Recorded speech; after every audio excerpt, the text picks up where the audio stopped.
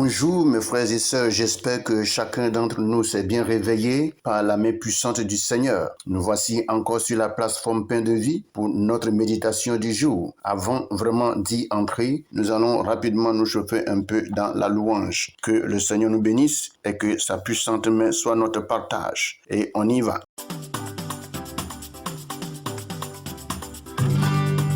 J'ai bâti ma vie sur Jésus le rocher. Je n'aurai plus jamais peur.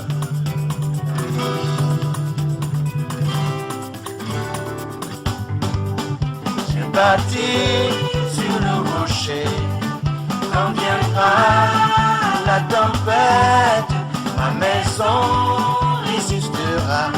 Ma maison est en Jésus. J'ai bâti sur le rocher. Quand viendra la tempête, ma maison résistera. Ma maison est en Jésus. Rocher bâti sur le rocher. Quand viendra la tempête, ma maison résistera. Ma maison est en Jésus. La pluie et le vent souffleront. Satan se déchaînera, mais ma maison est en Jésus.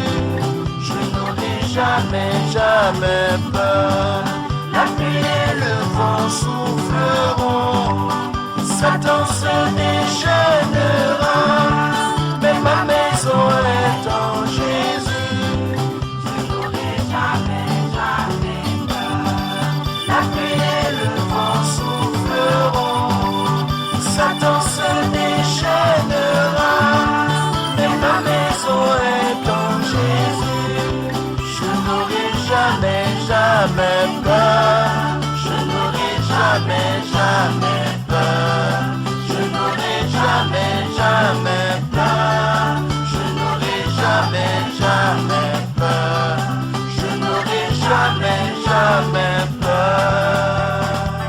Voilà, c'est parti. Après vraiment ce merveilleux moment de louange, nous allons rapidement nous pencher sur notre méditation de ce matin et nous allons rapidement prendre notre Bible dans le livre de Proverbes chapitre 21 à partir du verset 19 au verset 21. Je lis dans la version Louis II. Mieux vaut habiter dans une terre déserte qu'avec une femme querelleuse et irritable. De précieux trésors et de l'huile sont dans la demeure du sage, mais l'homme insensé les engloutit. Celui qui poursuit la justice et la bonté trouve la vie, la justice et la gloire. Dans le français courant, nous lisons à partir du verset 19. Mieux vaut vivre dans un coin désert qu'avec une femme querelleuse et irritable. Le verset 20, on trouve de précieuses réserves et des produits de luxe dans la demeure du sage, mais le sot dilapide ce qu'il a. Le verset 21, celui qui cherche à être honnête et bon vivra longtemps. Il sera traité avec justice et respect. Voici ce matin les passages que le Seigneur nous donne et les passages par lesquels nous allons recevoir de la part de Dieu, oui, des leçons bibliques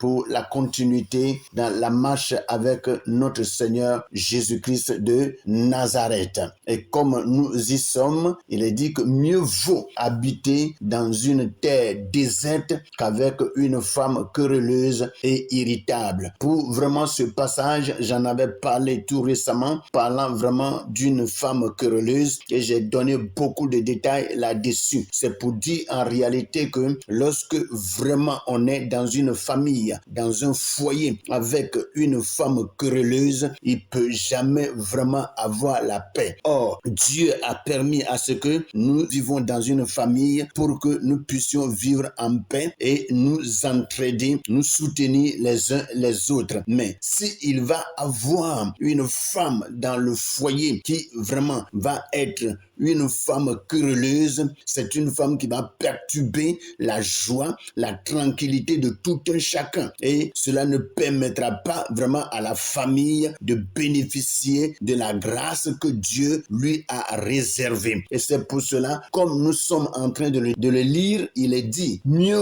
vaut habiter dans une terre déserte qu'avec une femme querelleuse et irritable. Et c'est vraiment la vérité. Lorsque il y a une femme querelleuse dans une famille, c'est une femme en réalité qui irrite, c'est-à-dire qui pousse à la colère, qui pousse à la nervosité, et cela vraiment rend la famille très misérable et malheureuse. Vous voyez, donc c'est pour cela la Bible nous éclaire ce matin et dit ceci, mieux vaut habiter dans une terre déserte qu'avec une femme querelleuse et irritable. Je crois que nous avons vraiment bien compris et il faut que nous prions pour que le Seigneur intervienne dans les familles dans lesquelles se trouvent des femmes querelleuses, que le Seigneur arrive à toucher leur cœur et à apporter une transformation dans leur vie. Nous passons rapidement au verset 20 qui nous dit ceci. De précieux trésors et de l'huile sont dans la demeure du sage. Alléluia. Ça veut dire que lorsque tu rentres dans la maison du sage, tout ce que tu peux trouver, c'est vraiment la beauté. C'est la beauté de cœur, la beauté en parole, la beauté dans le comportement. C'est-à-dire quelqu'un vraiment qui est sage de la part de Dieu. Il y a tout ce qui est de spirituel dans la maison de ce dernier. Vous voyez, et lorsque tu rentres dans la maison d'un tel sage, tu vas vivre vraiment la paix qui vient du ciel. Et c'est ce que la Bible dit en parlant de précieux trésors. C'est-à-dire, tu rentres dans la maison du sage, tu vois ce qui est bien, tu vois ce qui est honorable, tu vois ce qui glorifie Dieu, tu vois ce qui exalte le Seigneur. Mais lorsque tu rentres dans la maison d'un insensé, tu vas voir que c'est quelqu'un, les biens même que Dieu lui donne, il ne s'en occupe pas. C'est-à-dire, il vit comme il veut et comme cela lui plaît. Ça veut dire que dans cette maison, il n'y a que le désordre. Et la Bible nous dit que mais l'homme insensé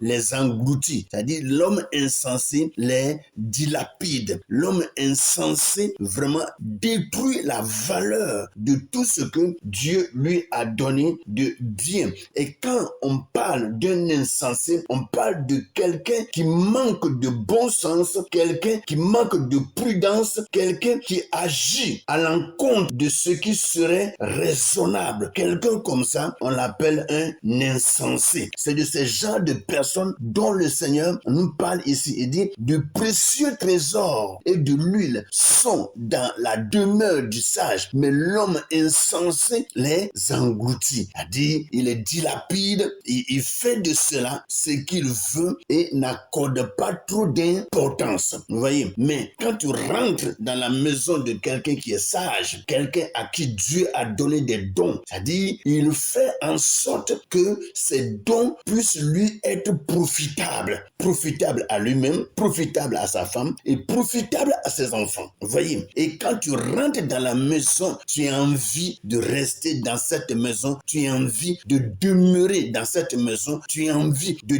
déménager même dans cette maison. Vous voyez, donc, et comme la Bible est en train de nous dire, c'est pour que nous puissions parvenir à être vraiment ce sage qui a des précieux trésors dans sa maison. Quand tu rentres dans la maison d'un sage, il suffit seulement que ce sage te donne vraiment une parole douce, une parole qui va pénétrer ton âme et tout de suite, ton âme sera en paix, ton âme sera tranquille. C'est ce genre de personnes dont Dieu a besoin dans son règne. Alléluia. Mes frères, parvenons vraiment à être sages aux yeux de l'Éternel et à avoir dans notre demeure, dans notre maison, vraiment des précieux trésors et et de l'huile. Alléluia. C'est-à-dire de la connaissance et aussi de l'intelligence. Gloire à Jésus. Que le Seigneur nous bénisse. Celui qui poursuit la justice et la bonté trouve la vie, la justice et la gloire. Alléluia. Vous voyez, c'est merveilleux que nous soyons des hommes, des femmes qui poursuivent vraiment la bonté, qui poursuivent la justice. C'est-à-dire, quand tu es quelqu'un qui aime vraiment ce qui est droit, tu vas voir que la vie sera ton partage. Mais si tu vis dans une position maladroite, tu aimes les choses détournées, des choses mauvaises, des choses qui ne glorifient pas le Seigneur, tu vas voir que ta